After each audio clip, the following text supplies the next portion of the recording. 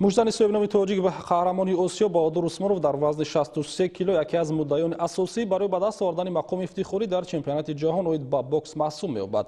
Баҳодур Усмонов баъд аз 2 ғалаба ба даври сеюми рақобатҳои вазни 63 килограмм рохат пайдо намуд. муждани маъруфи кишвар, чемпиони Осиё 2019 Баҳодур Усмонов ба даври сеюми чемпионати ҷаҳон оид ба бокс миёни ҳаваскорон, ки дар шаҳри Екатеринбурги Федератсияи Русия ҷараён дорад, роҳ ёфт.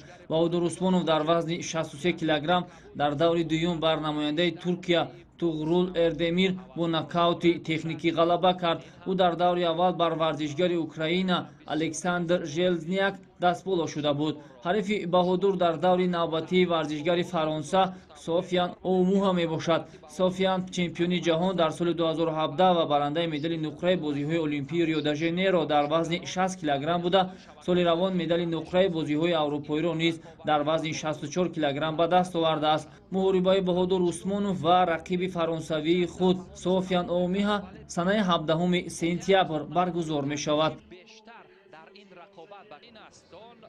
ҳамзамон варзишгари дигари мо Шабоз Неъматуллоев дар даври дуюм дар вазни 81 килограмм рақобат намуд. ӯ муқобили муждани бо маҳорати мисрӣ Абдураҳмон Салоҳ рақобатро бохт ва аз идомаи мубориза дар чемпионати ҷаҳон бенасиб монд. ёдовар мешавем, ки дар чемпионати ҷаҳон оид ба бокс миёни ҳаваскорон, ки то 21 сентябр идома меёбад, 365 варзишгар аз 78 давлати дунё иштирок доранд.